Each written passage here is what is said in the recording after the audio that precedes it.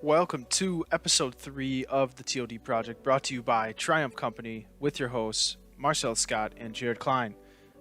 Today on the T.O.D. project, special guest Hope Ellen, along with Marcellus and Jared, will be diving into the prediction of the future of radio, the development of a topic-sensitive podcast, being a presenter, and much, much more. Make sure to get connected with Triumph Company on Instagram at Triumph Company US, as well as visiting their website www.triumphcompany.us while using the code TOD10. Again, that's TOD10 for 10% off your order at checkout. Also, make sure to follow the TOD project on Instagram at T.O.D.project.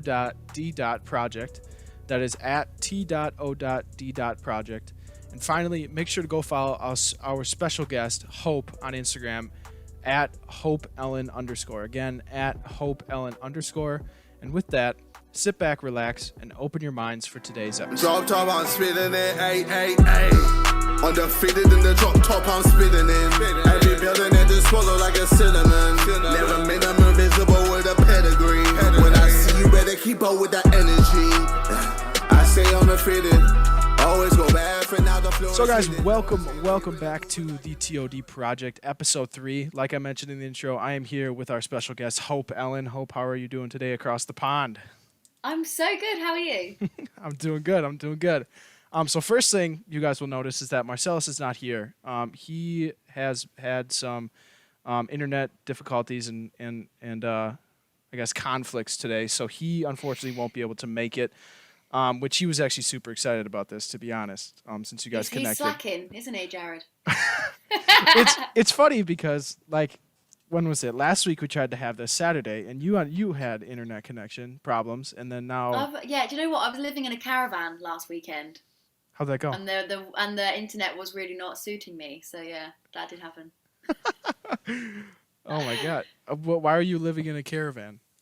Well, because it's lockdown here in the UK again, and I came back from London, back to my family's area in a place called Norfolk, which is like 2 hours out of London. But my mum was, she's got a heart condition, so she's being really, really careful. So I had to self-isolate for a couple of weeks in a lovely caravan, which was an experience, that's for sure. Like you're just going about doing whatever you want. Yeah, I was trying to work from the caravan, but there was like, because obviously I do radio, I'm a radio presenter, and I do my shows from home at the moment because of coronavirus. And every time a bird made a noise, the mic would pick it up. Every time it rained, the mic would pick it up. The Wi-Fi was a problem as well. So I'm glad I'm now in a house. I've got good Wi-Fi. I can't hear any raindrops. All is good. That's perfect. All right, well, I guess to start off, I'll kind of let you introduce yourself, tell the people who you are, where you're from, what you do. You kind of mentioned it already. We'll kind of just have you go on a little tangent for about 5 minutes or whatever. However long sorry, you did want I to jump go. the gun there? I mean, it's okay. Well, it's whatever. Isn't that what's supposed to be? It's unscripted. You just got to keep going. So yeah, I guess you have the floor. Go for it. Oh, goodness. So I am Hope, that's my name. I'm a presenter. I've been doing it for about 3 years now. Started off on YouTube. I would describe myself as not only a presenter, but also a content creator. So I like a lot of the production side of things as well. And I always curate my own content. And that's basically my life. It's not really a career. It's a lifestyle, I believe. So I think if you want to do something that's quite a challenging career with a lot of competition, you need to be all or nothing, and I'm definitely all. So just kind of seeing where it's going to take me, to be honest, but things are going well right now. Yeah, can't complain. That's awesome. Yeah, I mean, ever since we decided to have this episode together, I've been kind of keeping updated with your Instagram, looking back on things and seeing what you're all about. And I mean, content creator is a very valid title. You put out some funny content, and with the people that you connect with are hilarious too. So that helps. That helps a lot as well. Oh, thank you. So obviously, people, if you haven't noticed yet, she doesn't have the same accent as me and Marcellus. She is from the UK. So maybe we'll be diving into what she, like maybe UK slang or something. I don't know. Maybe that might hit the topic boards. Ooh. But so you do run a podcast called I'm a Celeb podcast. I think that's what it's called. Mm-hmm. So I've been kind of having a hard time wrapping my head around it. So is it it's based around a TV show? Am I correct? Yeah, that's correct. I don't know if you guys have it. Well, I don't think you do have it over there. I'm a Celebrity, Get Me Out of Here is a really popular show here in the UK. It's hosted by two presenters called Ant and Dec, who are like national treasures, and it's usually hosted over in over in Australia, sorry, and they do like these different challenges, and it's loads of celebrities who are in a jungle as campmates doing different trials with like eating alligator testicles, all sorts of different things. There's like covered in bugs, covered in rats. You really should watch it. And this year, because of coronavirus, they couldn't go to Australia, so they're doing it this time in a castle in Wales. And it's basically just a podcast talking all about the episode that we've just watched the day before, the people who are annoying us, the people who've done well, our predictions, and get some special guests on as well. So that's kind of what that's all about. So that's just one little project that I've got my hands in, but to be honest with you, my fingers are in all the pies. So that's just one little one for 3 weeks. That's what it's been grabbing my attention because I don't know. Like I was probably scrolling and the intro music is really like upbeat and catchy. So I was like, oh, maybe I'll stop and watch this. And it seems like you guys have a laugh every time you guys are on there, so it seems like it's fun. But yeah, guys, that link to her podcast will be down in the description for this podcast. Oh, thank you. That's lovely. Whether it's on YouTube or Spotify, wherever you're hearing this, it's down in the description if you want to check Hope and her podcast mates out, I suppose. So kind of let's move toward your livelihood, your job that you do. You said you're a presenter. Where exactly? So where do you fall in that? Because presenting is a very broad kind of area. You either like people can consider, oh, you're a public speaker. Okay, that's a presenter. Like maybe some people think, what do you do, like PowerPoints in class or something, or like you know? So kind of like, I guess where to start off, I guess. Where do you primarily reign on the whole presenting type of field, and then we'll kind of move on from there. So I think it's taken me a little bit of time to kind of work out what my USP is, what my niche actually is. I think this summer it actually occurred to me that I'm more of a character than a presenter. Like I can't imagine myself I'm not like a news presenter. I'm not a serious presenter. My manager would say that I'm an entertainment presenter, which is probably what I do fall under. That's kind of it, really. I mean, there's a big difference between on-screen and radio presenting. They're two complete different skill sets.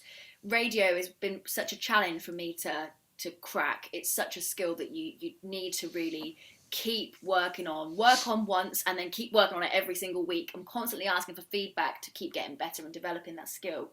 Because you think about it, on radio, no one can see you. So you can't do any gestures with your hands. Your facial expressions aren't going to help you. It's all about your delivery and all about your tone.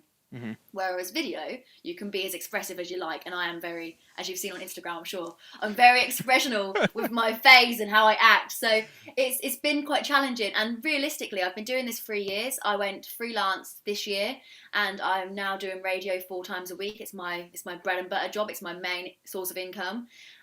Which in the scheme of things, in this industry, that's actually really quick. In 3 years to have achieved that is like a big achievement. But there's still a long, long way to go. I'm nowhere near where I want to be, but I'm going to keep pushing and thriving to get there, and I will get there as long as I keep working hard. So how old are you? I forgot to ask. I'm 23. Okay, 23. So you're 2 years older than me. So I guess how did you get into presenting then, since you're 23? That I feel like that's usually you don't really see people that are like on TV and on radio. I mean, at least in America, people, you're 23 years old, you're not really doing much yet as a presenter, at least. So I guess sorry. No, it's okay. I can't believe that you're 20, 21. 21. That's insane for me. You look a lot older with that beard. I get that a lot. Yeah. So for me, I used to want to be a presenter when I was younger. You won't know these names, I'm sure, but there's British presenters, Fern Cotton, Holly Willoughby, Davina McCall. They're not just presenters who pop up and everyone knows who they are for 2 seconds. They are like well-established household names. Everyone knows them. And that's what I'm trying to aim towards. I don't want to be one of these people who make it big for a year and then everyone's forgotten who you are. I don't want that. If it takes me longer to get there, it's fine as long as my career's longer. You know, I'd rather put the work in and be there for a long time. So for me, I used to look up to those people. I went through school, I got all my qualifications. I didn't go to university, or as you would probably refer to it as college. It wasn't for me. I went straight into office work. And then this sounds really, really cliche, but I went through a really bad breakup and I had a reality check and was like, what am I doing? I don't want to work in an office all my life. And I saw people who were had the same kind of qualities as me, same kind of personality traits, and they were making it big money as presenters. So I was like, well, if they can do it, I can do it too. Yeah, exactly. Yeah. So I started off doing YouTube videos, just talking about different albums. That's where I started. And if I look back at those videos now, it's so cringeworthy because I'm not even looking at the camera. I'm saying every 2 minutes. The editing is so shabby. But everyone's got to start somewhere. And I put those videos out, and the first video I done was about Tyler, the Creator's album Flower Boy. It was a review on that. Because I love music, all sorts of different music. And I sent it to loads of people, just on Instagram. Just this video, this link to my YouTube video, to all these different production companies. I had no idea who they were, had no idea what I was getting myself into or what was going to happen. But one of them come back to me. They were called Lively TV at the time. And I'm still in touch with one of the guys from that, the videographer from that, who's now doing really well. Okay. And I used to drive up from Norfolk to London, which is like a 3-hour drive, and I used to go there and I used to film with them, and I learned how to do auto cue, so that when the words are on the screen. I learned how to work with a green screen. I learned how to use mics. I learned the kind of basic things, and I started getting content, and I started making stuff, got a show reel together, and it all went from there. Had I not had the courage to put myself out there in the first place, not knowing anything about it, then none of this would have happened. Even if their video, if I look back at it now and I think, what on earth was that? At the time, it was something. And that's what you got to do. If you've got an idea, you've got to try. That's what I think. Yeah, I mean, if Marcellus was here, he'd be bouncing off the walls because that's really what me and him are all about.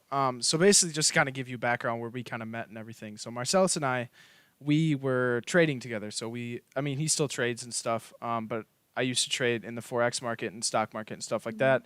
And we were technically like on the same trading team or whatever. And one of my good buddies that kind of introduced it all to me, introduced me to Marcellus, and Marcellus and I clicked right away. And one of the big facts one of the big aspects of our relationship is how we've kind of come over a lot of I guess the word I'm looking for is adversity within everything, and really realizing that, hey, this might be something we want to do. Let's just go do it type of situation, rather than just sitting and sulking. Like kudos to you. That takes a lot of energy and self-confidence to be like, hey, I need to go change something about this. But I mean, that's really where like I can attest to that 100%. I guess to kind of go on, kind of tell you a little about myself. Yeah, go for it. Sorry, I was talking too much there about myself. Me. Hey, I Jared, asked you. Who cares? You tell me your stuff. Come on, man. I asked you. You kind of had to. That was good. I enjoyed it also, to give you reassurance. I was backed into a corner. I had to. So basically, when I was younger, initially when I was born with club foot. So what club foot is? It's when your foot's turned in like a golf club. Oh, you have to wear them special shoes to mold your feet. No, that's not how they did it for me. And maybe it's done. Maybe they treat it differently in the UK. I don't know. Maybe I'll just be quiet and listen rather than button in. Carry on. So I guess to go from there. So when I was born with clubfoot. So initially they had to do reconstruction surgeries and stuff on that. And because of that, over and over time, now I'm 21. Obviously, it's been a hard time kind of getting over that. Probably have tendonitis and stuff in there. A lot of bone structural issues within my foot still. So that, when I was younger, was a big thing to get over. Like I was playing baseball, football, basketball. Like I was a casual like kid wanting to do everything. So really trying to train myself to, hey, this is sore, or like, is this sore and I can go farther, or does this hurt, or like how, like where my limits are, or like is this really holding me up? That's what I was questioning to myself. And I mean, I take pride in it to where I've gotten today. I had the opportunity to play collegiate baseball when I first came into college. Now I'm a senior, but I actually had to kind of hang up the cleats because of this situation. But I mean, really, that gave me the kind of the foundation to kind of to say like, hey, if I want to do something, like there's like I'm 21, like there's no reason I can't go out and give it a go. Marcellus and I really don't use the T word. We don't really use try. That's one thing that like we've kind of ingrained in our head. We don't really use try. So that is a big thing. Like I don't know. Just talking about this is tough for me sometimes. Just like it just looking back at like where all the stuff that I've gone through, and you can probably do this as well. Like the only thing I can do is pat myself on the back and say, "Hey, good job, keep going," type of situation. You I have feel to be your own biggest fan in a hundred anything you percent. do, whether you're a radio presenter or if you're an investor or business entrepreneur, whatever you're doing, you do have to take some time to just recognize when you've done well and yeah, keep it moving, like you're saying. Yeah. So I mean, I can totally connect with you on that. Like getting over some big things in your life and then saying, "Hey, screw it, let's move on," type of situation. It takes a lot of energy and a lot of courage to do that. So, wow, I guess I kind of talked for a while there, but kind of went on a tangent a little bit. Okay, No, it was great. That was really motivational. I think I did it. Yeah, we got. There's a podcast. Look, we got to talk. So yeah, that's very true. Give the people what they want. You know, that's very true. Give the people what they want. I mean, on that kind of whole note, really, no one's going to do it unless you try. Like, no, not try. Sorry, I said try. Then you can. No one's going to do. What I was going to say is, no one's going to do it for you. If you want to do something, you're the only person who can make that happen. The amount of people that I have met who say, "Oh, I want to be a presenter," and not that I've like made it and I'm like a mega successful presenter. I want to be there and I will get there, but not right now. But the amount of people who come to me and like they say, "Oh yeah, I want to be a presenter," and I'll say, "Okay, so what I recommend that you do, based on what I've done and what's worked for me, is to get on a casting site, make some content, blah blah blah blah." I try to motivate people and try to give them tips, and they just ignore it or they just don't do it, and I'm just like, you're not serious, and you think this is going to happen. You think it's going to happen when you're not putting any work in. You have to put the work in, and if you put the work in, you'll reap the rewards. If you don't, then you won't. It's as simple as that, really. The saying "fall in love with the process" really hits that. Like just the amount of work you got to do to get better at your craft is kind of it's underneath, because a lot of the stuff that's like on social media and stuff is like all success. Like no one posts struggles, no one posts anything, no one posts that middle ground where they're like getting 2 hours of sleep a night, you know, like really pushing themselves to the limit, pushing their life to the limit almost to get to where they want to go. You know, that's kind of pushed under the rug sometimes, I feel. Yeah, I do also feel though that a lot of times social media can kind of hammer home that everyone is so successful, like you're saying, and that if you have a rest, you're not gonna succeed. No breaks, keep working, which is positive in some ways. It's kind of motivational, but also it's not real. Those people who are acting like they don't have a day off, you're full of crap, because you do have a day off. Don't make people feel bad if they want to have an evening with their family drinking some wine. That's okay too. You have to have that balance in everything you do, otherwise you're going to just burn out, and that's not good for anyone, and that's not good for your career. No. One of the big people I listen to is Gary Vee, and he gets very misunderstood every once in a while because I don't know, have you heard of Gary Vee? No.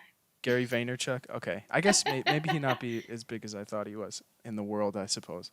But he talks about, so from like how old, like we're in our low 20s. So when he started with his entrepreneurial type of situation, he started working in his dad's wine shop, and that's basically where everything kind of stemmed from. And he always gets misunderstood, like, "Oh, you slept like 1 hour a day. All you did was work." Because all he said was like, "I didn't take a Saturday off or like a weekend off until I was 28. From like when I was 19 to like 28." Like, people just can't, like, you need breaks. Like, sleeping is a good thing. Like taking a little siesta and like having a cup of coffee, drinking a beer, having a cup of wine. Like, no one's gonna say, "Hey, you suck. You can't do that."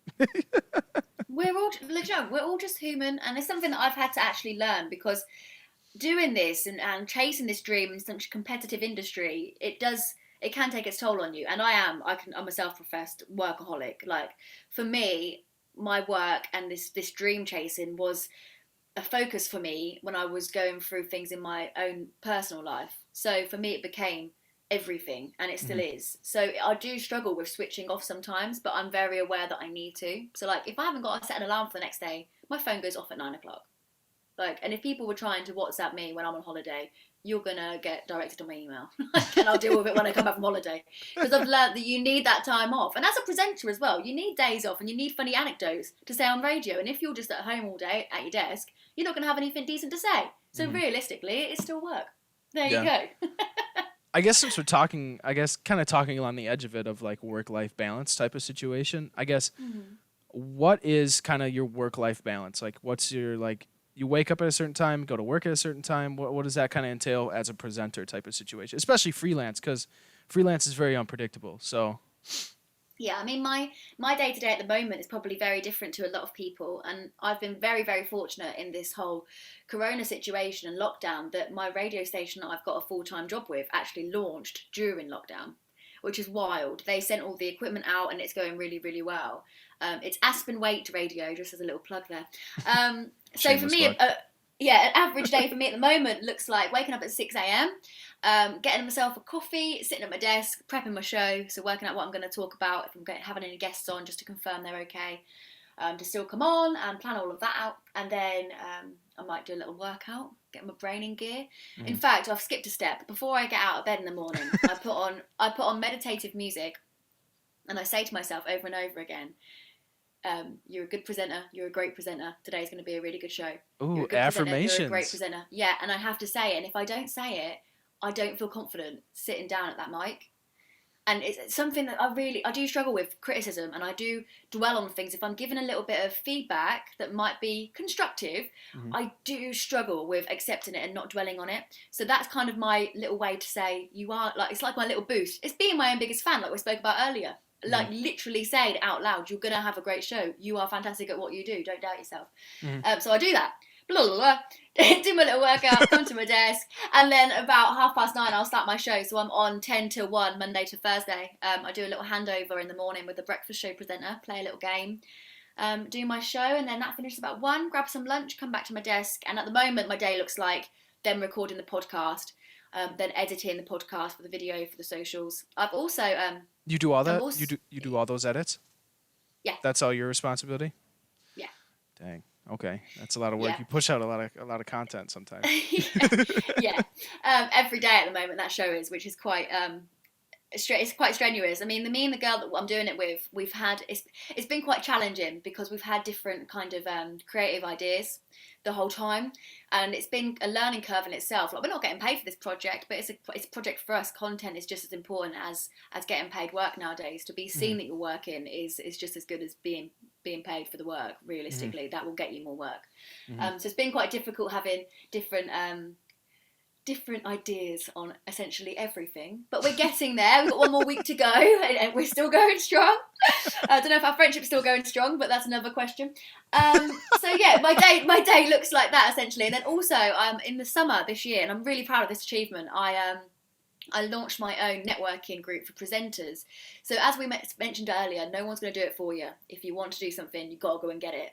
So I wanted a networking group for presenters. I wanted to be part of one, and there wasn't one that existed. So I made one, and I've now got over 70 members, and we have like virtual meetups. We ask each other questions all the time. We've got a big WhatsApp group where everyone can collate ideas and ask people questions about equipment or just general skills or auditions, and it's really, really positive and great. So I also, in my day, I manage that social media account, and I repost and share everyone's hard work to hopefully get some casters seeing them and spotting them and getting them some jobs. Well, there you go. Jesus. So, yeah.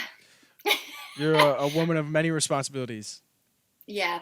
I'm not very good at not being busy. I mean, I do try, but in terms of that work-life balance, I do try every day now to finish work about 6 p.m. during the week, and then have at least one day off in the week, because I do know how important it is to have other hobbies and have things outside of work. But Do you include Saturdays and Sundays in your week, or do you just kind of have those for weekend every day? So today was meant to be my off day, but I've already recorded 2 podcasts. Oh, but yeah. that's my off day today, because I'm on radio again tomorrow because I'm covering someone. So Saturday and Sunday I try to take it more easy, but Monday to Thursday is when it's really, really full on. I work with a lot of companies as well. I'm working with a company called SpringPod, who are an educational careers network for young people. So I host a lot of webinars for them, and do like open days for colleges and stuff. So that's more like the corporate stuff. You get a lot of corporate work in presenter land. Really? It's not all entertainment and fun. Some of it is like put your serious hat on, be a corporate presenter. Yeah. So, yeah. Is that fun? Corporate? And, I mean- do you know, it's all right. I mean, with that company I mentioned there, actually during lockdown. I host a podcast with them, and I edit the podcast up and I send it over to them, to their clients. So that's working with different companies. I don't know if you've heard of like Nestle, before. It's like a big brand. I speak to them about their apprenticeships. It's all like kind of helping young people. It's like a food company, Nestle. Oh, yeah. Because you have Nestle. Hershey's over there, don't you? It's Nestle, right? That's it. Yeah. Yeah. I've heard of them. Mm-hmm. Yeah. What so are they? That's one little project. Do they make like coffee and stuff? I think so. Yeah, Or coffee, like hot cocoa. chocolate, pet food. Yeah, so that's like the corporate side of it. But I've actually in that position and working with that brand, I've actually interviewed so many amazing people, from Olympians to Arctic explorers to Who's your most TV interesting producers. interview? Sorry for interrupting you. This No, one kind of came up. You didn't interrupt me at all. You didn't interrupt me. Who's your most interesting interviewee? I guess. I've interviewed quite a few really cool people actually. Any footballers? The sport. No footballers. I'll say football. Go on. I'll say football because You mean soccer? No, I don't say soccer. I don't say soccer. That I've been following the Premier League for probably 5 years now. Oh, and cool. I've just grown into it. Like, okay, it's football. Like, it makes sense. Americans are stupid. I'll let you say that. Like, yeah, don't worry. Do you know what? My sister-in-law is actually American because my brother lives out there. Don't worry. I went to London. When did I go to London? Last March. Actually, no. Last February before lockdown. Mm-hmm. Actually, yeah, this past February before lockdown. All I did was just get insulted for being an American. So don't worry about it. It was fun. I laughed at most of the jokes. And especially they just laughed at I think the one big thing they like made fun of me was that Trump was the president. And then they always asked my opinions on Donald Trump. It was amazing. But now I'm really intrigued. So, what do you mean? Oh, you want me to? So like my opinion on the guy? Yeah. I think he's an asshole. I mean, I'm not really into politics. I'm more of a peep, like judging them by their. You can call an arsehole you can call an arsehole out. You can see an arsehole. Very true. Yeah, but yeah, I think he's an asshole. Like he doesn't conduct himself, I guess, socially like a president should when he's like talking to people. Like he's very disrespectful sometimes. He's just like yeah, maybe he did good things for the economy and politic wise he did good things. I don't really know, to be honest, but like if you're a shitty person, like doesn't even matter. But yeah, I don't really want to go down that road. I'm not a big politic guy. I'm pleased that you said that. Otherwise, I may have left the call. Yeah, usually people, like a lot of the people over in London that I talked to were on the same page as me, so that was a good thing. Yeah. But yeah, so when I was over in London, I tried to kind of segueing back to football. Out of curiosity, what were you doing over here?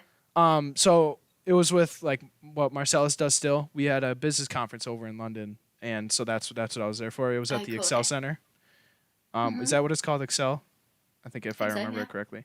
But yeah, so when I was over there, every cab or Uber we got into, I always tried to talk football because, like, I mean, this is where the Premier League is, right?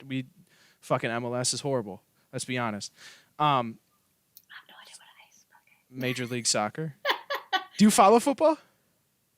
No. I mean, my dad is like a massive, like, he loves football. And my brother actually, he came over to America to do a soccer scholarship.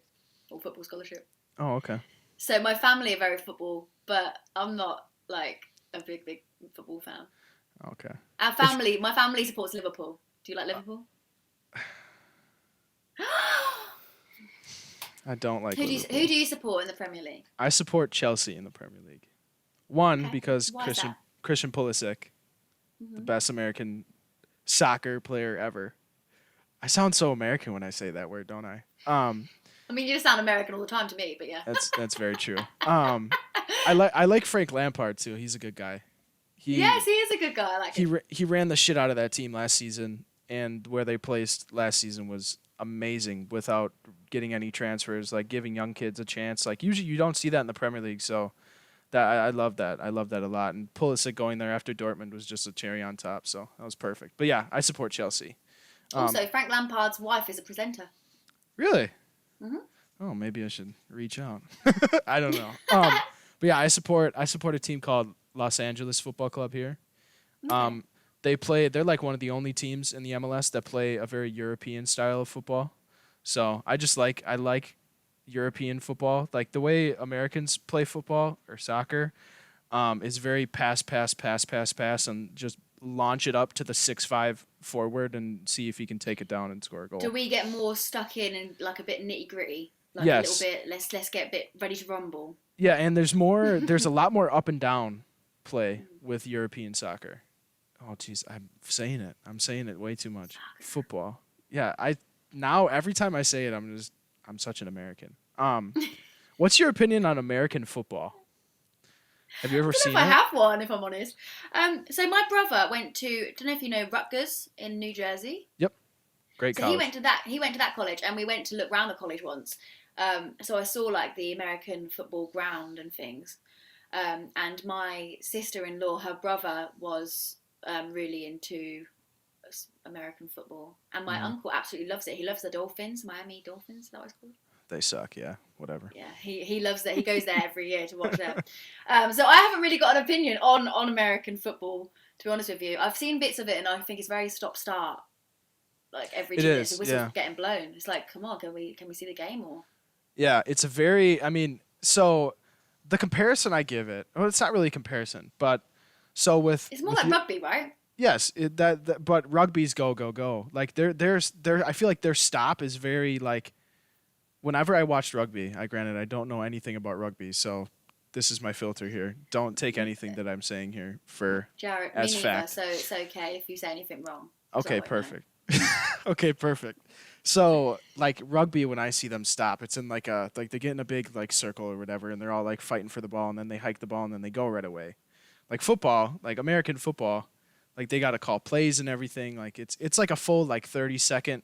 Like in between when the person gets tackled and is down and they set the ball, it's like a whole 30 seconds in between each play. But so how I'm saying it is like if a person that was really good at American football goes over and plays rugby in Europe, they will get I don't think they'd be able to survive because the conditioning. Get bum kicked. Yeah, like something like even like soccer, like the conditioning is just completely different. Because here we would say that, like, in terms of the difference, in terms of toughness, if you like, football and rugby, footballers will roll over and get kicked, and then they're like and cry, probably to get some more minutes on the end of the game. Yep. Whereas rugby players are more like whoa, more macho. Mm-hmm. Not that being macho is a masculine trait, because you can be camp and be masculine. Anything. Anyway, that's a different conversation. What I'm saying is, in the UK, if you're like, footballers are seen more as the ones who are a bit more wimpy because they'll roll over and cry compared to rugby. So I don't know if that's what you're saying about soccer and American football. Yeah, that's kind of the same. That's the same connotation that we have too. But so I played football, American football, pretty much my whole life up until my second year in high school, and then I had to actually drop that sport because I got 4 concussions. So I didn't want to take another chance. Well, that's throughout my life. I got. You were able to do that with your foot. You were doing the American football even though you had the foot complications. Well, yeah, I can still. I mean, the whole like horrible side where I was like not being able to play at my full capacity stopped in like 4th grade. So, I mean, like after that, obviously it was like sore and stuff, but it's whatever. I think I had my last I had like bone spur removal and like a tendon release when I was like in like year 7. Is it called year 7? Like so when you're like 13. When you're like 13 years old is like year 7. Going into secondary school or high school. Yep. Yeah. Okay. So yeah, like 7th grade was like my last surgery and then everything. But yeah, I snowboard too, so I got concussions from that and. So you're not very good at these sports then.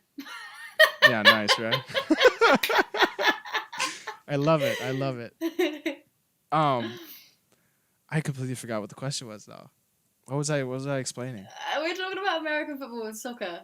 Oh yeah, so you were playing American football. Yeah, so I stopped playing football in sophomore year of high school, and then my senior year came around, my last year in high school, and I'm like, you know what? I've been getting into soccer lately.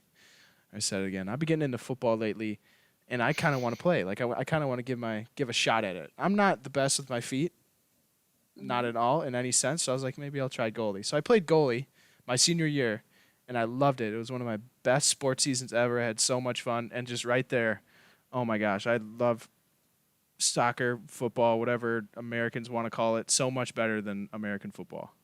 So if you could join a UK team in the Premier League, it would be Chelsea. 100%. If you could get scouted. 100%.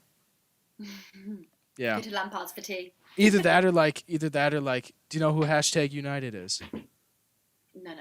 Oh, you don't know #United? They're in like tier 9 in the pyramid system. They're a team initially started on YouTube by Spencer Owen. I don't know if you know Spencer Owen.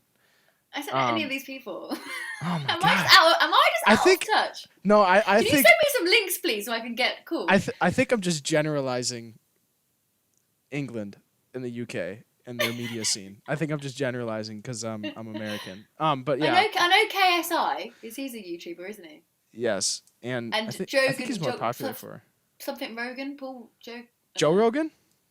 Is that his name? I don't know. See, I'm not. I'm on YouTube myself, but I'm Joe not. Rogan has an amazing I don't podcast. get into YouTubers. Is it Joe Rogan? Who's that one who had that boxing match? Joe Weller. I have no idea. I have no idea. Okay. Then yeah. So, anyways, moving swiftly on. Yeah. I don't know. Like, so what about? I'm interested to hear. What about Americans? Kind of like tips you off.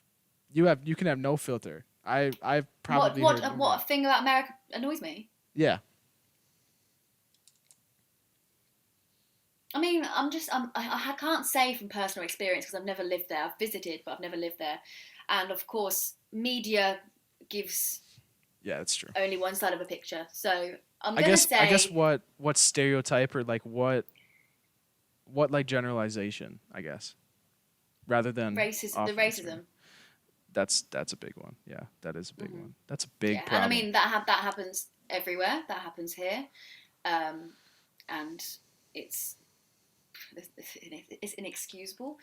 But obviously, recent events this year. I mean, it's been going on for all eternity. But recent events this year have obviously brought it to light. So that's probably not the funny answer you were looking for.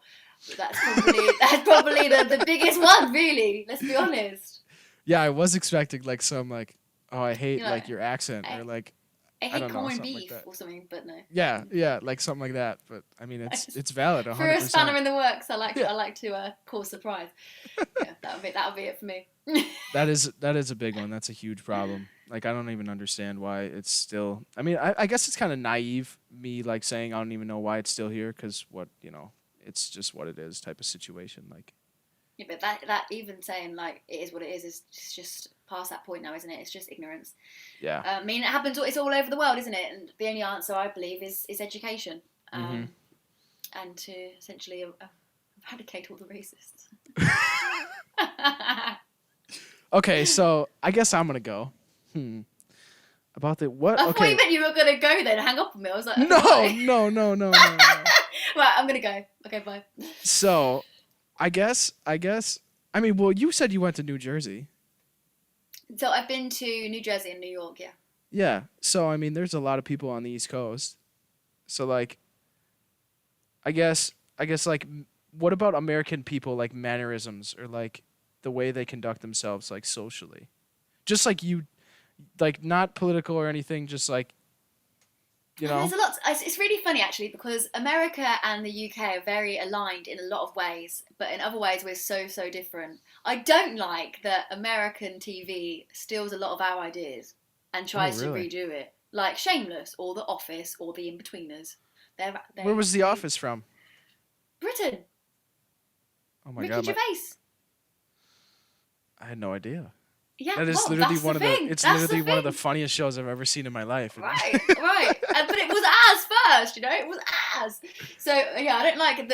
There's a big comedy difference a lot of the time, isn't there, with UK and American? Like some jokes some people don't interpret the right jokes. I don't know. Oh yeah, I feel like Americans can be more close to the line. Is that a thing? Like I mean, we're more prone to set of words, Jared, but I don't know what it means. we're more prone to like get really close to the line and even cross it sometimes, and like then like and still like, oh, that's really funny type of situation. I don't know if that's in England. Okay, I get it. Like, so like you know can push it and be offensive. Yes, and then people still laugh at it. But then, do Americans laugh when people make jokes about Americans? Yes. Because I feel like some Americans would be like get offended. I mean, we're making really big generalizations here because not every American is the same. So some might get, some might not, but they're just people. It doesn't matter where they're from. Well, so that's a crazy thing because this is one thing. When I went to London, this was a huge thing because So obviously there were like me and like the group of my team. And there were a bunch of Americans there at this convention or business, whatever. And there were also it was an international convention. So there were people from England, obviously. There were people from Portugal, Spain, and like Brazil, and all over the place, and Germany and Croatia, this, that, and the other thing. And I think I didn't see one single American flag there, but I saw thousands and thousands of different countries' flags, like people repping their flag. And I think that's a big difference with America, with the United States, is like our connotation within America. Like if you rep our flag, like if you put it around your shoulders and like either one, you're an athlete that just won a gold medal at the Olympics, or two, like people think like if you're flying a flag on the back of like your car or whatever, like there's certain ways that like if people fly their flag this way, you're fine, but if you fly the flag this way, you're like racist or like stupid. Like and So like that's really interesting because as someone who's British who would look at American, I'd say you're really patriotic. Like you sing the song, the anthem at big events like the Super Bowl or whatever, and like I imagine loads of flags and stuff, and everyone loves the flags, but clearly not. well, I guess what you see of like people repping our flags, you know, is very like media centric, right? Like you see it like Well, Super Bowl. that's what I said earlier. I'm basing this on Yeah. things that the media's telling me, so it I might not guess- be accurate. I guess then I would ask the question: do you guys have the same thing? Like so for us, it's like rednecks. Like usually the people that do you know the term redneck? Do you know that Oh term? yeah. Okay. Do you guys have rednecks in the UK? Is that a thing? Well, we have ignorant arseholes. That's the same thing, right? I guess it might fall Kind of. under the same thing, but like So like the only really time that anyone puts a UK flag up or England flag is if we're like doing the World Cup. Like that's the only time you'll really see flags about. okay. But we do have people who are very patriotic and who thinks Britain's great and Britain should be a set way, which is just completely not even old fashioned. It's just ignorance. So like recently, Okay. for example, like there was an advert came out for a supermarket, and there was loads of things on social media loads of people complaining about the advert because it included a black family. Because there's a lot of people in the UK who are narrow-minded, who are ignorant and everything else, and they thought that wasn't representing Britain enough. When of course it is, because being British is not being white. Being British is being born here. So, yeah. So that's an example of kind of there's a kind of playing field I believe is similar to rednecks. No, is that what they would believe? Yes, 100%. But like rednecks for us is like people in the deep south, like Texas, like Louisiana, like people that like. Oh, I can't say this on the podcast. Never mind. I was gonna say something and it was gonna be bad. I'm not saying it, but it's a stereotype that a lot of us Northerners in the United States. It's because I'm from Wisconsin, so like by the Great Lakes, you know, where Chicago is pretty much. We have a connotation of people in the South that are like rednecks, but so basically rednecks, they're like Southerner, like cowboy type of situation, like have big diesel trucks, like rev their engines really loud, like Guns. Confederate flag type of situation. Do you know what the Confederate flag is? Is that the one that's racist? Mm-hmm. With the Yeah, so that's why. So I saw someone with that in London before. I'd done an interview because I've done these wow. interviews where I was going out round and just asking people random questions, and I was speaking to these people for ages, and I didn't realise that's what it was until I was editing, and I was like, oh! yeah. Mm-hmm. If There's I a knew lot I would have called you out on that. Why are you wearing that on your head? But yeah. Yeah, there's a lot of like that's a big controversial topic down in the South in the United States. It's like the Confederate flag and everything. But yeah, like those are the people like when you see like because usually on their big trucks, right? They have their humongous trucks, diesel trucks. They're super loud, and then they usually have two flags flying out the back of their truck. They put like these two like by their smokestacks or whatever. They put these two poles, and they have the American flag on one side and the Confederate flag on the other side. Oh, you didn't hear me there, did you? Did you just kind of disconnect? Hello? 1, 2, 3. Yeah, sorry. My USB popped out. Okay. So I was gathering what you were should I saying, start? though. I heard you with the flags in the car to either side.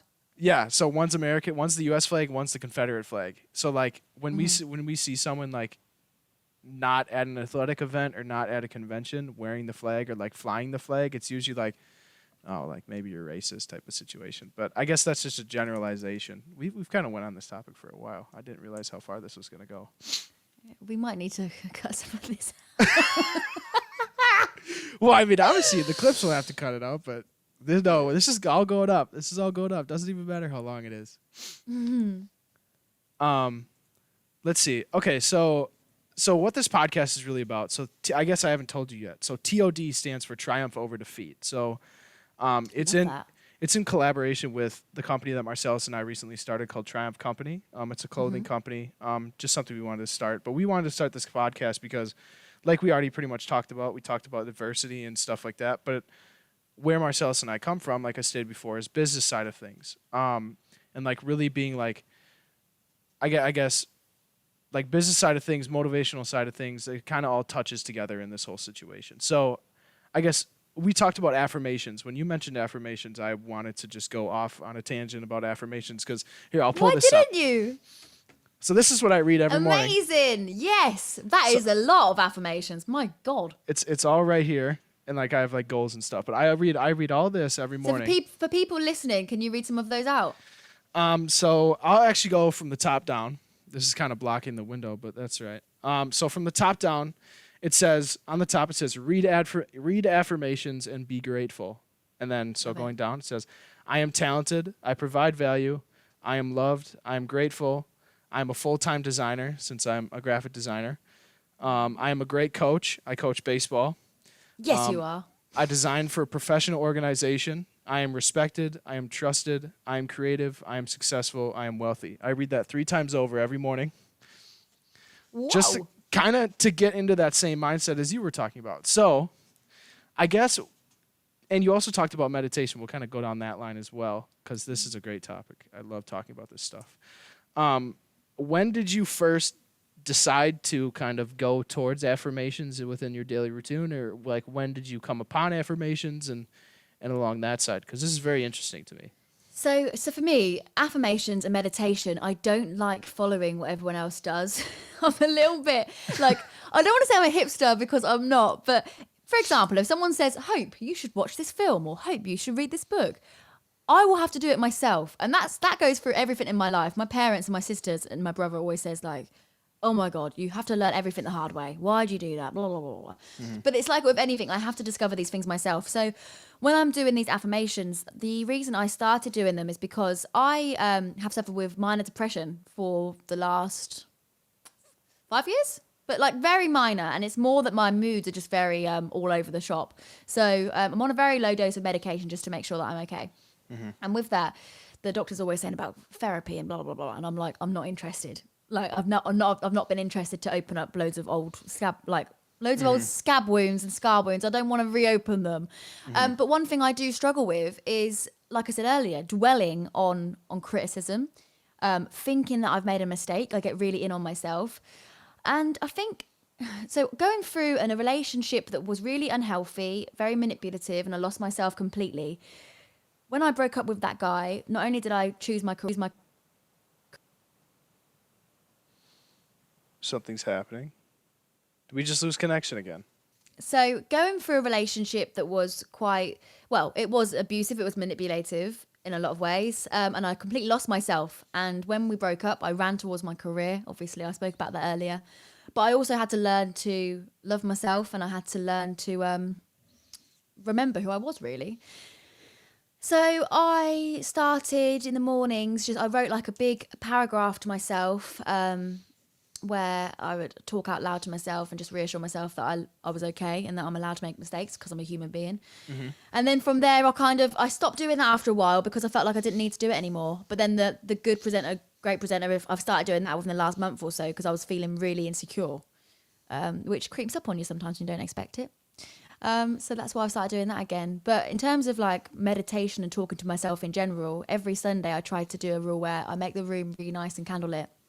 Put some meditative music on. I get butt naked. I lay on the floor and I'll talk to myself and I'll literally go through every single body part and squeeze it and tell it that I love it and tell it that it's great for its purpose. And that makes me feel like I like to feel connected to my body. Like it's me, because it sounds really weird, but like people walk around life and they don't ever actually look at their body and like appreciate their body or thank their body for like getting your legs from A to B. Like no one ever does that. They're just like there. So just I love feeling connected. And if at a moment I feel like, oh, I feel gross today, I'm like, no, you don't feel gross. You just haven't spoke to yourself today. So go look in the mirror, tell yourself how great you are, and you'll be fine.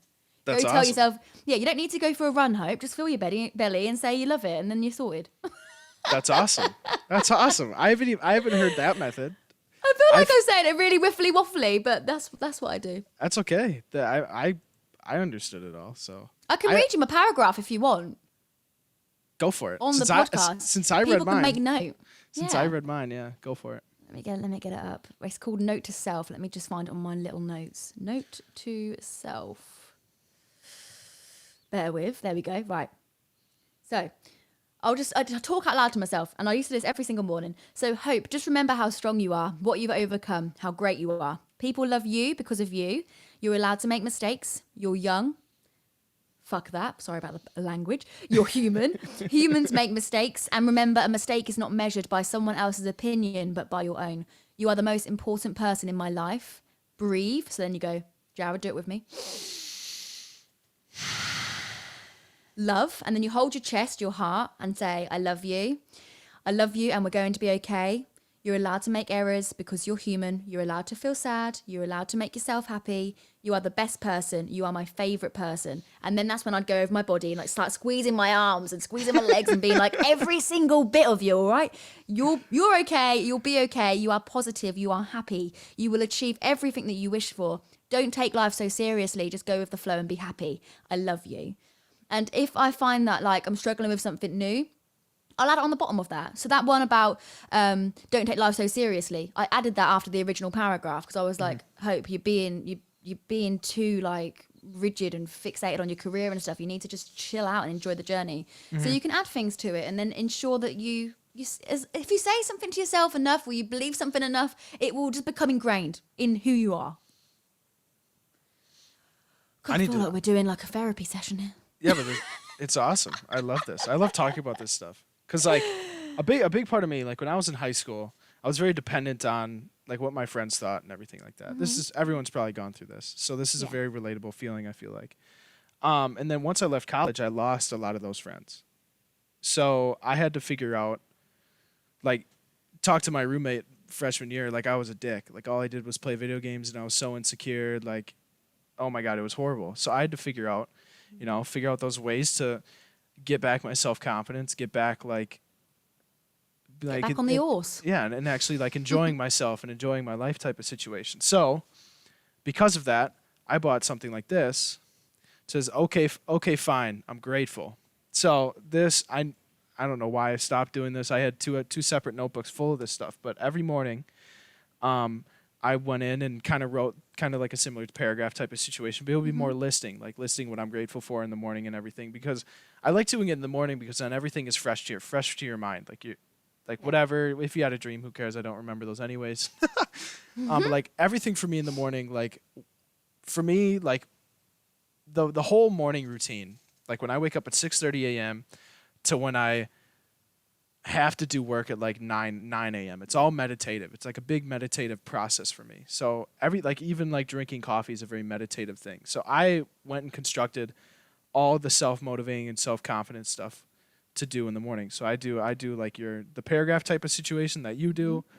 And sometimes I just sit there like this with my eyes closed for like 5-10 minutes and just visualize things like me in certain situations that I want to be into. And you're making me feel relaxed. Really? Saying this, yeah. I'm thinking, oh, Hope, go to a beach. Just chill out. So a big thing for me. Even you just explaining the meditation is making me want to meditate. Yeah, like I've never. Well, so have you heard of Wim Hof? Do you know who Wim Hof is? Another thing I have not heard of. Okay, so you should have briefed me before the podcast. You should have sent me some links, and I would have been like, "Yes, absolutely, I know all about that, Jared." But I have not got a clue. He isn't American actually, so that's kind of cool. I think he's Norwegian or some Icelandic or something like that. Scandinavian, I wanted to say. But he developed a breathing technique that was very, very meditative and very, Like, so it kind of puts your body into overdrive almost, and like pretty much gets your body high on itself with adrenaline and everything. Can we do that now? It's like a 30-minute process. Oh, okay. Well, send me the link. Okay. Yeah, I'll give have it to a send go. you the video link. But my buddy actually got me into this, and that like, so what Wim Hof does, I think he holds like a record for sitting in ice or whatever. So it's slow, like this breathing technique slows your heart rate down and like really like puts your body on like overdrive mode, and it relaxes you and you almost feel high on yourself, and it's like one of the best feelings ever. And I do that every once in a while now, and that is part of my process as well. And it like clears your mind, it makes you think a little clearer, it, like restarts your body almost. And it's amazing. Like I don't do like traditional meditative stuff, like I guess how you put it, like candlelit room and kind of just laying there by yourself and talking to yourself. Like Yeah, I sound a bit like a basic bitch, don't I? well, no, I mean whatever works for you. You know, like meditation is compared to you getting high off yourself. I'm meditation gonna write is that a down. very like Wim Hof. Wimhof. That's like his first and last name. But like yeah, meditation is very personal, so I'm not judging you in any way. I'm sorry if I have. You haven't at all. I'm just judging myself. It's quite funny that you mentioned the gratefulness, the book you've got there to make grateful notes. When I was going through like quite a mental health kind of wobbly a little bit, that's when I first wrote that paragraph actually. And before I was doing that, I would do a little 15-minute yoga exercise. There's a lady on YouTube called Yoga with Adrienne. I think she's actually American. And she done like a 15-minute one for depression. And at the end of it, you do like these star jumps. And every time you land, you say something you're grateful for. So it's very similar to that. And it can be anything from materialistic to family values to nature. So that was quite, yeah. I think figuring There's out always something you can be like, grateful for. yeah, especially like I think figuring out like the essence of being like appreciating things and being grateful and having gratitude is like that in itself helped my self-confidence and like my self like motivation and stuff more than like anything. Like you think like, oh, listen to other people or like, but no, like that helped me find it within myself rather than take it from someone else. And I feel like when you find that drive inside yourself and more personally, it becomes a lot easier to like, I guess, like grab onto and when you need it, you can kind of pull it back up, and it makes Absolutely. like when you're getting down every once in a while, it makes it a lot easier to kind of grab that feeling and kind of run with it. It's like if there's a decision you need to make or a conundrum that you're going through, most of the time you actually know the answer, you know what you should do. But for some reason we go around and we ask everybody else rather than just looking within ourselves. And in terms of like relaxing and meditation, I think there's so much you can learn from just spending time with yourself rather than trying to bloody YouTube an answer. Do you know what I mean? You know the answer, just look within yourself. Yeah, like the power, of yourself is insane. There's so much power in knowing who you are as a person as well. If you get to a certain point where you're like, I know I don't like that, so I'm not going to keep doing it. Like I think that's just as you get older as well. As you mature, you're not afraid of offending people if you don't want to do something. If that makes sense. Yeah, 100%. So you mentioned books. Do you have any books that you've read in the past that are like big like takeaway books? I guess you briefly mentioned them. You didn't like say any specific ones or anything. So I guess just to kind of carry on with I this. can't even remember that I mentioned books. Is it because I said people recommend books all the time? Yep. At the moment, I'm reading a book that my friend wrote. Actually, I'll give her a little shout out. I can't find it. I got a book that I'm reading of my friends. Here it is. It's not a self-help book or anything. It's just a girly book. But whilst we're here, I might as well shout her out. It's called The Last Table in the Sun by Lexi Carducci. So I'm reading that at the moment. I don't really like. I haven't read any self-help books. If I want to read a book, it's more I want to read something to just be entertained. You know, Chill I don't out too, really. Yeah, like I said, and I wouldn't necessarily buy a self-help book because that kind of goes back on what I've just said. I'd much rather look within myself. Do you know what I mean? I used to live with this guy who used to watch YouTube videos all the time. I'm not judging people who watch YouTube videos, but I'm judging him because I didn't like him. He used to constantly watch these videos from this psychologist who would tell him all these things, and he'd come out with all these theories and stuff. And it was like, okay, but you're literally just listening to a doctor on YouTube. Like, you look within yourself. Why are you Googling an answer? Do you know what I mean? I don't know. It just annoyed me. So I wouldn't necessarily get a self-help book. I would rather read a book to just switch off. And I like murdery books where people die. Oh, I like. Yeah. Oh, did you watch the series on Netflix? Is it Haunting of Hill House or Bly Manor? Both of them I watched. You watched them both. How did you like Hill House? So Okay, scary. don't talk about Hill House because I haven't watched Hill House yet, but I watched Bly Manor. Can we not talk about this? Because I'm getting scared. Are you actually? I'm a right scaredy cat. Like, I'm not scared of many things, but ghosts freak me out. Yeah, Okay, that show is scary. We can won't talk about it if you want, but just know I might call you. I might call you in the middle of the night and be like, Jared, I can't sleep because of you. Have you got any questions about like the UK or being British or anything like that? Oh, being British. What? Okay, so this is one thing. When I was over in London, we ate supper really late. Like we ate supper. I guess dinner. Okay. Dinner, supper. Yeah. We ate it like really late. Like every night we ate it like 8:30, 9 o'clock. Is that a thing? Or were we just behind? I think you're just behind. But then London's not the UK. Like London is so different to the rest of the country. I suppose. It was a So big like people city, so. people would eat later in London. But at home, if I'm here, my family at the moment in Norfolk, we would eat tea at like 6. Okay. So So it's not like it's not a cultural thing where we all eat late.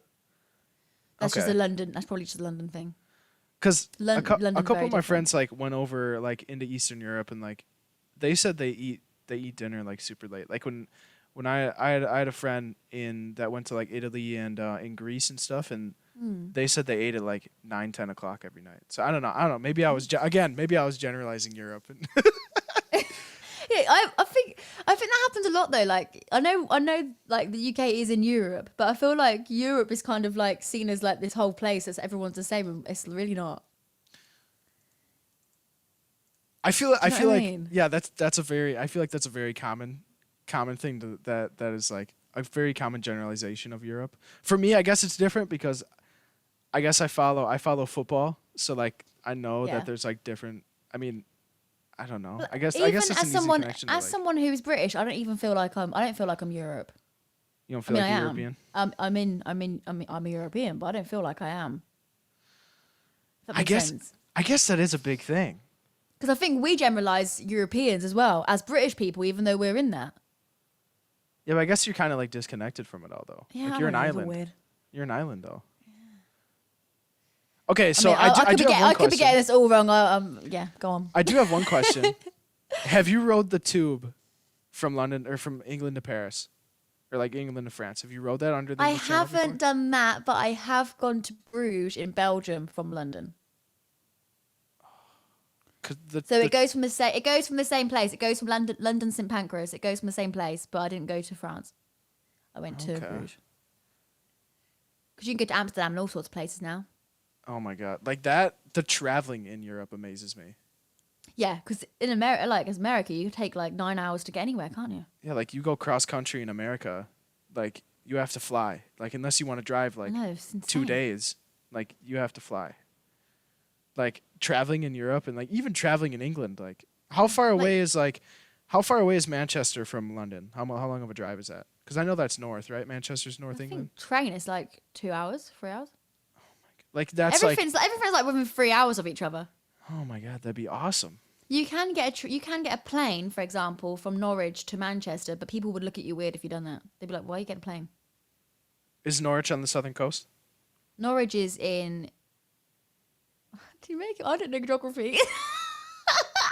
It's east of England. East of England. That's is it where not I in am England? from.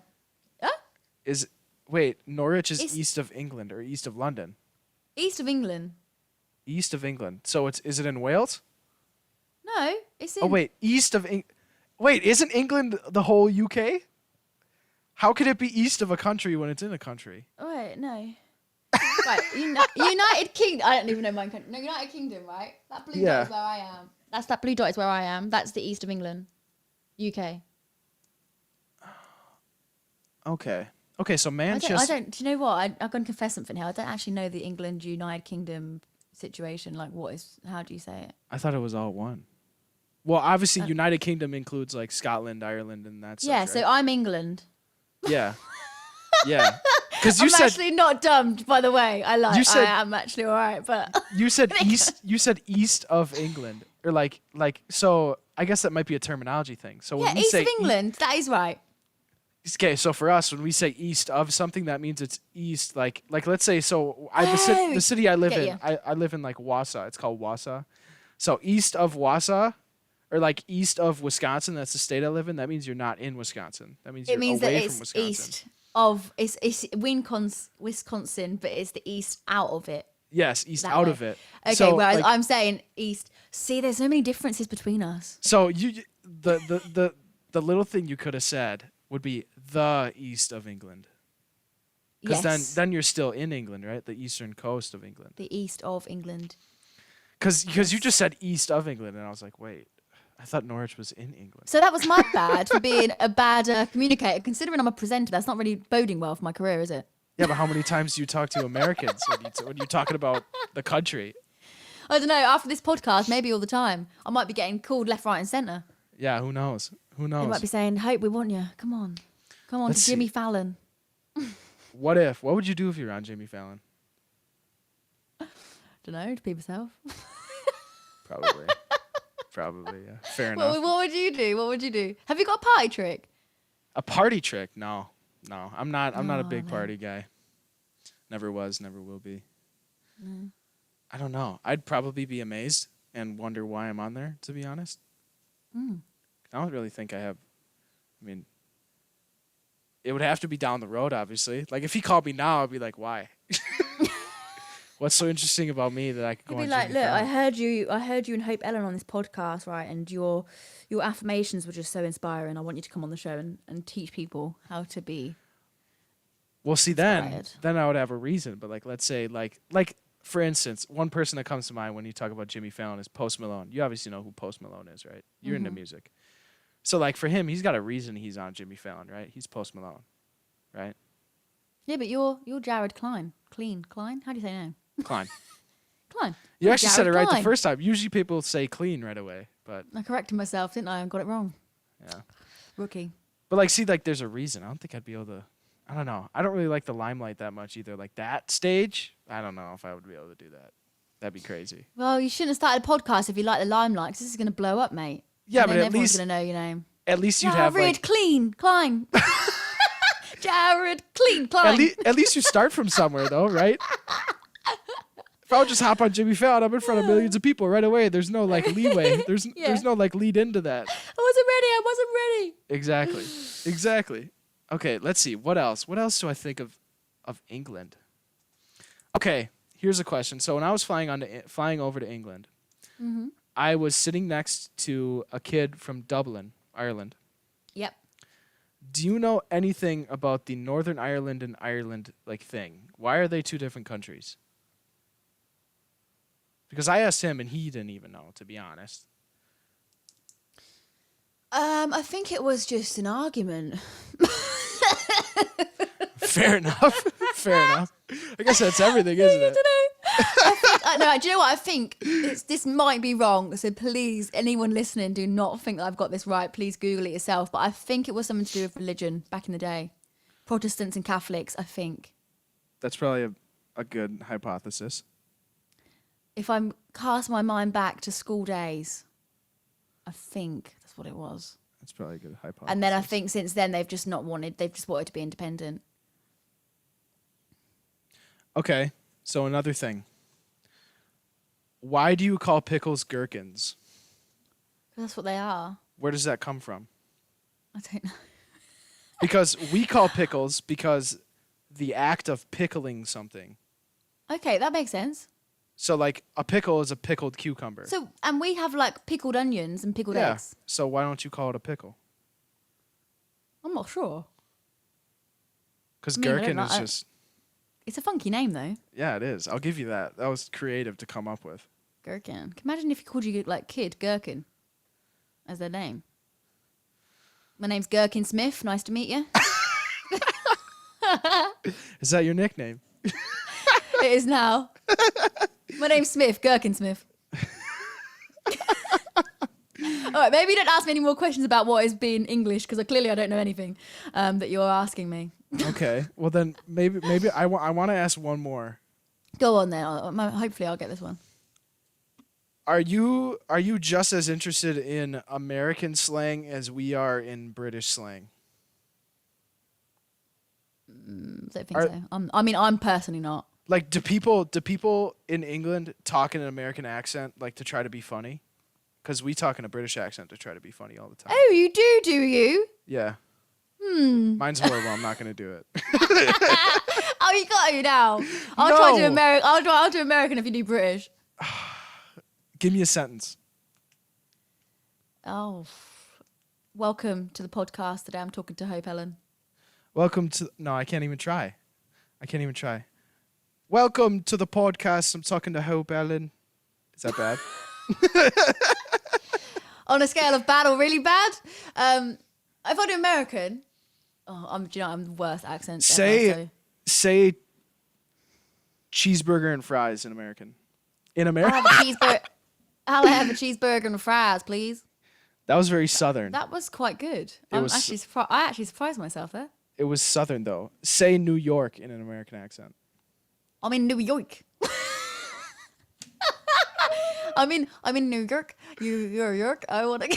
So put a lot of emphasis on the R, like York. I'm in New York, and Yep, I want there to you go go. to the Rockefeller Center, Yep. Okay. and I want to go to the Empire State Building. So your I've accent actually been up the Empire State Building. No, that's a fun fact. I've actually been up there. your accent is very southern, like super southern. yeah. I've been listening to too much Miley Cyrus. Maybe I don't know. Oh, I was gonna say She's yeah, southern, probably. right? I think she's got southern. that She's right. from like Tennessee. Yeah, I think so. Yeah. I'm from Tennessee, man. What kind of music do you listen to? Because you talked about music earlier. I was interested in that. What kind of music? well. You said you all into music.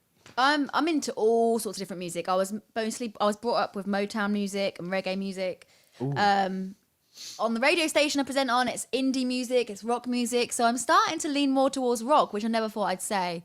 And to be honest with you, my heart is with UK rap. Okay, so is there a difference between UK rap and grime? I'm talking about grime.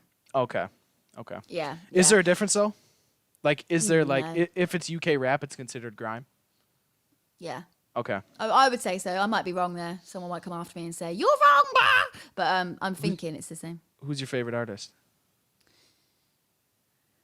In the UK, Grime wise. I'd go with Dave.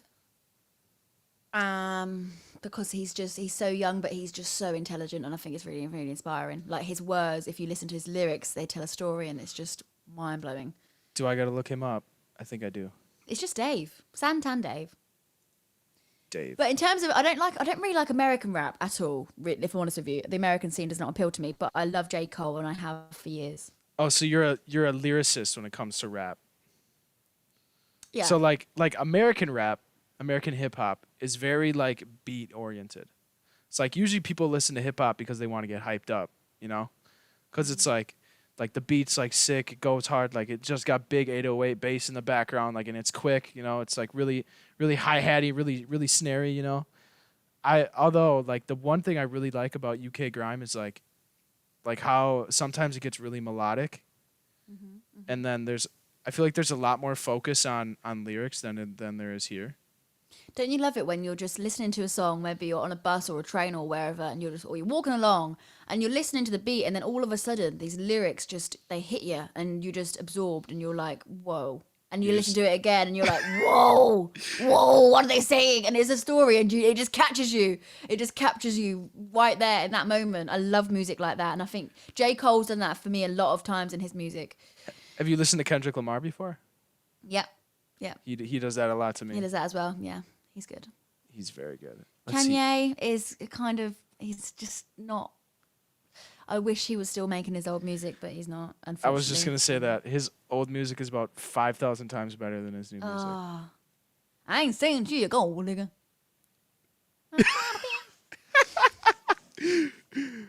Your face then, you just literally left me hanging. I was like, It was funny. It was should funny. I leave now? I've dropped the mic. It was funny. Do you like do you know who? Oh my god, I'm gonna have to look through my playlist here quick. I got Spotify. Do you know who Dennis Lloyd is? Because I feel like I feel swear like you I've would heard like that his music. name. He has really good like vibey music. So I'm a very like I like hip hop and rap 100%, Yeah. but I also like music that like music that's not really lyric heavy. It's more like beat heavy and almost EDM, but it's more melodic than EDM is. Super good. Yeah. Or My yeah, music taste is just so like it. broad. I like everything really. Do you guys Um, listen to like Guns N' Roses and like the Eagles and stuff over in the UK? Do you know Yeah, who that's Guns N' that's Roses quite big over here. Yeah, and like Styx and like Journey and like Queen? I guess wasn't Queen British? I think Weren't so. they a British band? Oh, Jack, that's horrible. Me and you are really showing our youthful age. It's quite nice actually because I always feel really old. That's the Queen music that I got brought up on. British. I'm Like- just a poor boy from a poor family, like that. Yeah. Oh, that is British. That's definitely British. I've just searched Queen British and it's come up with Queen Elizabeth. Are Queen British?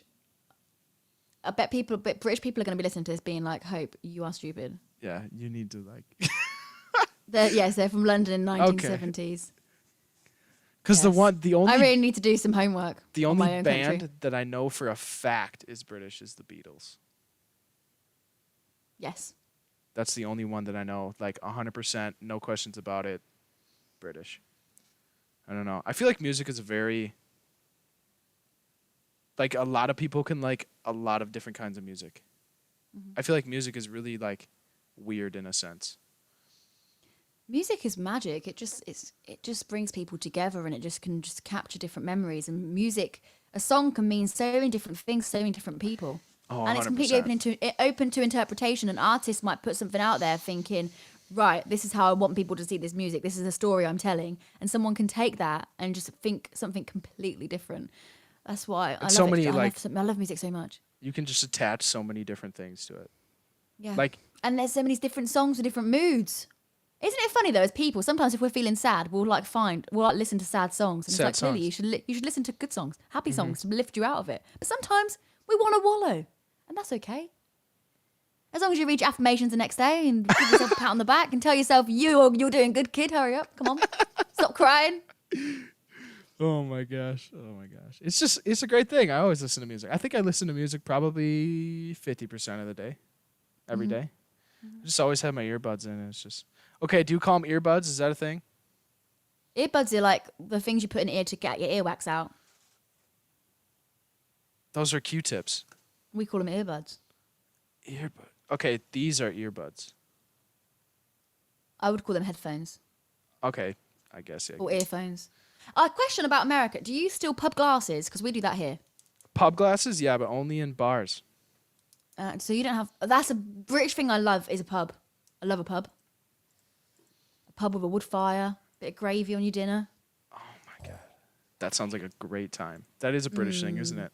Yeah. Because like our pubs or bars, unless it's labeled bar and grill, will and it's not also really weird that you like have liquor stores because we just have a supermarket with alcohol in there. I mean, we still have a grocery store with. Okay, thinking of grocery stores, shopping cart or trolley. Trolley. Oh, that one makes no sense to me. Because the Jam trolley and jelly doesn't make any sense to me. jam and jelly. What do you mean? What we call jam, you call jelly, and vice versa. It's the same thing. No, it's not. Like grape jam or grape jelly. Jam is a spread. Yeah, Jelly is that thing that makes wobbles. that's Jello. That's jelly. Oh my gosh. Okay, but the big thing at trolley, that's a thing that's in like San Francisco. Those are trolleys. You don't call it Trolley. a shopping. You know what I'm talking about in San Francisco? They're like in the street. It's almost like a bus, but it's not. It's Oh, is it a tram? similar, but So it's like a train on the road. Yep. But I wouldn't. A tram is like more electric, like more like modernized. Okay. Yeah, we would call that a trolley because like trolley's more old fashioned. So like I don't know. Yeah, that's one that makes no sense to me. So like, what's the origin of trolley? I guess then, right? Like, why do you call the shopping cart a trolley?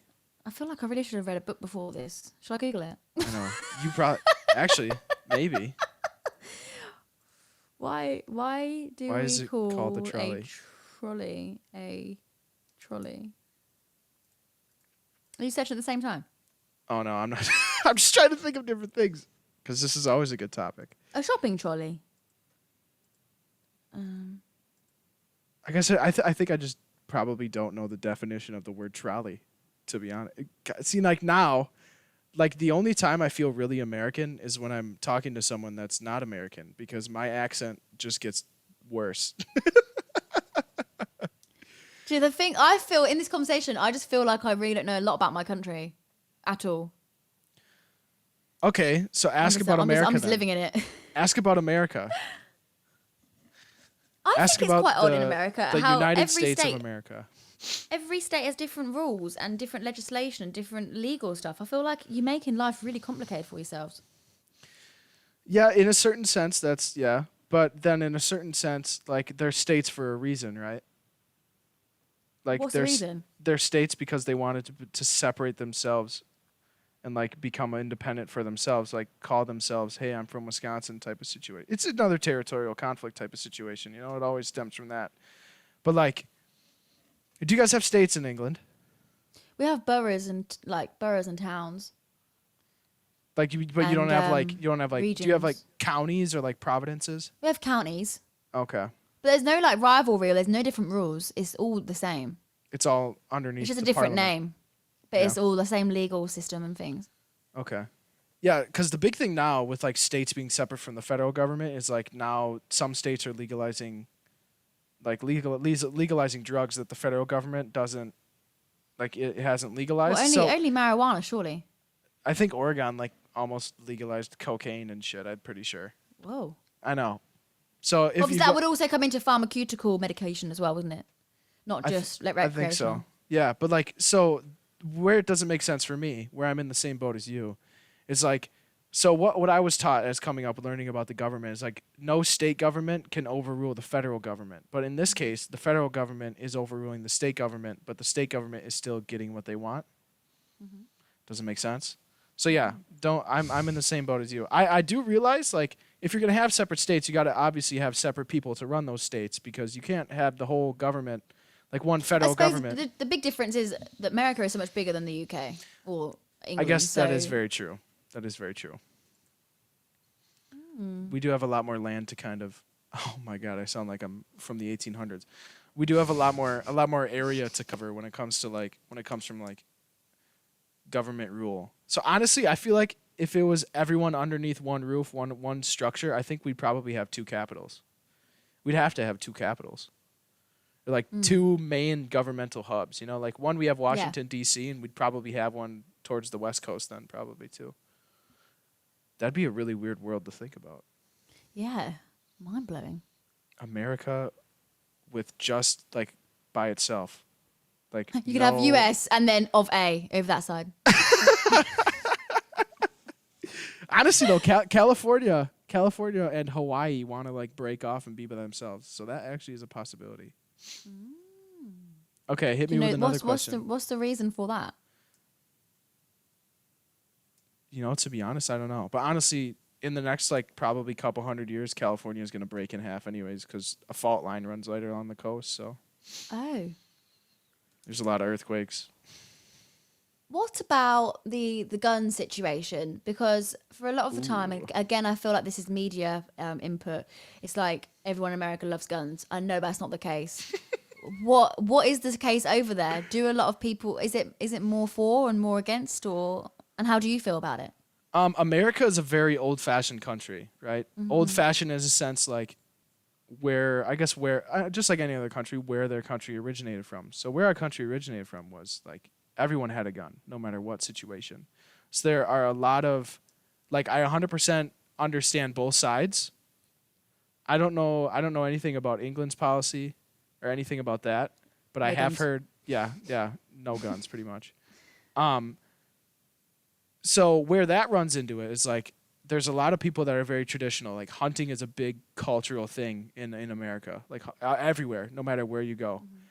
And that obviously involves guns, right? But like it'd be so hard to regulate and so hard to take care of because of that big thing. I feel like hunting is like the overall arching, like, this is why we need guns. I feel like that's one topic everyone falls back on. So do people in New York need a gun? Are they going hunting? Well, I mean, you got to get a guns license first, and you can say you're going hunting, you know?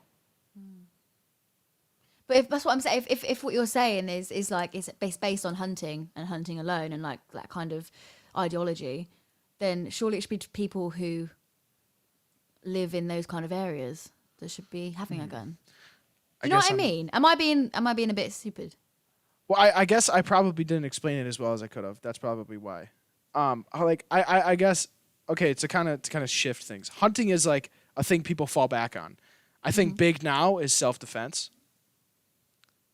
Having guns for self-defense. But like, I don't know, like I guess I'm pro-gun because my family has been pro-gun, you know? Like we've had guns in the house. Like, but we never really we're hunters. We were like we never used them other than like in case we for self-defense. Like my dad has a pistol in his house. Actually a couple pistols. That's wild. That's literally wild to me like, to imagine that. Like it's just because like I feel like you don't bring a knife to a gunfight situation. Like I guess it's for us. It's rather be safe than sorry situation. You know. I mean, this is a really weird. It's not that weird of a link actually. It's kind of like knife crime here in the UK. A lot of like young lads who carry these knives do it for self-defense. They wouldn't go to a knife fight without a knife because they're going to lose. So a lot of people carry knives even though it's illegal because they feel like it's protection. So it's very similar, isn't it? In that it way, is, yeah. I guess when you put it that way, it is very, very, very similar. But yeah, I guess for us, you'd rather be safe than sorry. Like for me, I'm very grateful that my family like never has had problems with like just being crazy bastards, I suppose. Like when it comes to guns, like I know some families, like some kids I went to high school. Like I'm from a really rural city in central Wisconsin, so like I guess I'm kind of biased because hunting is a part of that culture, and like, but I had a couple friends that like their families were like crazy, like my buddies, they had their guns in the back of their pickup truck or the back of their cars every time they went to school just because it was there, you know, like no one really thought of it, and then also like they'd go out and shoot their guns all the time. Like having guns and shooting guns was like a hobby rather than a protection, which I think is. Do you know anyone who's ever been shot? I think, well, my grandpa, because he was over, he's a vet, and he was over in Saudi Arabia, but I guess that's war rather than, I guess, commercial gun. But not like on the street, no. There we go. I don't know. I guess I've just been around it my whole life. I guess it doesn't really faze me that much, to be honest. Yeah. And I've never really been opened up to problems or potential conflicts when it comes to guns. Like I know about gun safety and everything, and I was educated on it. So I guess that's what's. Were you taught that by your parents or by school? By my dad and my grandpa initially, and then through school it was just kind of introverted. Like through like teachers or professors I was close with that were into guns and from the same area I was, we'd like talk about it sometimes and come up in conversation. So would you say more people are pro guns than anti guns? 100%, yeah. It's actually probably like a 70 or 80% towards pro gun. Cool. How did England go about getting rid of guns? Because that's a very interesting thing. Like, how do they regulate it, I suppose? I have no idea. I think, again, it's about having a license. I know some people do have them for hunting, but it's just not a cultural thing here. It's just not something that we have or even think about having. Like it's just not in our culture to have that. If you have a gun, it's more like you're a criminal or like a gangster, or the other side of that is that you're like living in the countryside and you go hunting for foxes. That's literally, there's like not really another in between. It's just them kind of two. Mm-hmm. So one has a license and one is illegal. I guess like a big connection to guns is like military background in the United States. Mm-hmm. Like if you're of military background in the UK, are you pretty much in that crowd that is like considered to have a gun? I still don't think you have one when you're not there. Really? Yeah. I guess that You is would a never, big you would culture never thing, see, isn't it? you would never see anyone like walking around with a gun in their pocket, or no, like it's not a thing, or no one has a gun in their house. Like you wouldn't have like a gun in like a safe in your house. I mean, we've got a baseball bat, but we haven't got a gun. And a taser, maybe, if you want a taser. And we got a machete, but we haven't got a gun. I joke. It's just not. It's just it's literally a cultural thing. It's just not something that is done here. I don't know. Yeah, like I just keep saying it. Like I guess I just grew up with it and I've always had it. Yeah, Never thought yeah. about it twice. Similar to you, probably too.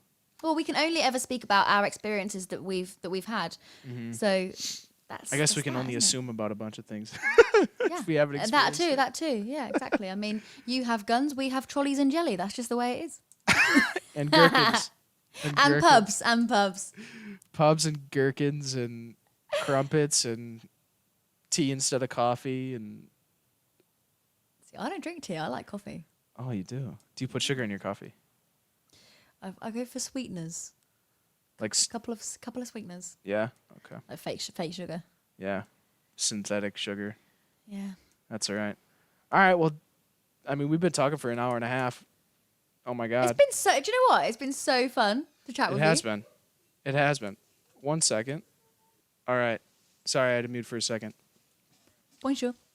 No problem at all. Thank you ever so much for having me on. It's been an absolute blast, as we say here. Absolute Toodle pip. blast. See yeah. y'all later. But yeah, I mean, I thank you. It was unfortunate that we couldn't have Marcellus on. 100%. I know he would have enjoyed this immensely. Especially with what we No, talked I might about. might have to message him some abuse and just say, "Where were you?" You should have. But you know, He'll do get you a know kick out of what, it. Jared? It's been lovely to actually speak to you. I've never met you before, and I feel like I've known you for years now. I feel like we've really got a nice little Zoom bond going here. Hey, an hour and a half. You get a lot of information in an hour and a You half. do. You definitely do. We've covered a lot of bases. Thank you ever so much for having me on. Oh, no problem. As always, guys, go down in the description, and if you haven't heard the intro, go back to the intro to get Hope's links, as well as her podcast. It's called the Celeb Podcast. I'm a celeb. I'm a celeb. I'm a celeb podcast. I'm a celeb But podcast. if anyone just looks at my Insta, they'll find everything. So That's have a very look at true. that. Yeah, go to her Instagram, follow her, tell her, hi, how you doing, type of situation. All of that links, all her You've got to links. say it in a Joey Tribbiani voice, though, if you're saying, "Hi, how you doing?" Go on, Jared. Give me a "Hi, how you doing?" before I go. It'll make my night. I don't know who Jerry Tripp. Who's it? Jerry, Jerry? from Friends. I've never watched it. You call yourself an American? Oh my gosh! Oh my, here we go. How you doing? How you doing? I love that you laughed at my joke, even though you had no idea what I was on about. I appreciate that. You're welcome. You're a friend for life now. Anyways, guys, thank you for coming out. Appreciate you guys for coming to episode 3 of the T.O.D. Project. Hope, again, thank you for coming out. And we will see you guys next time.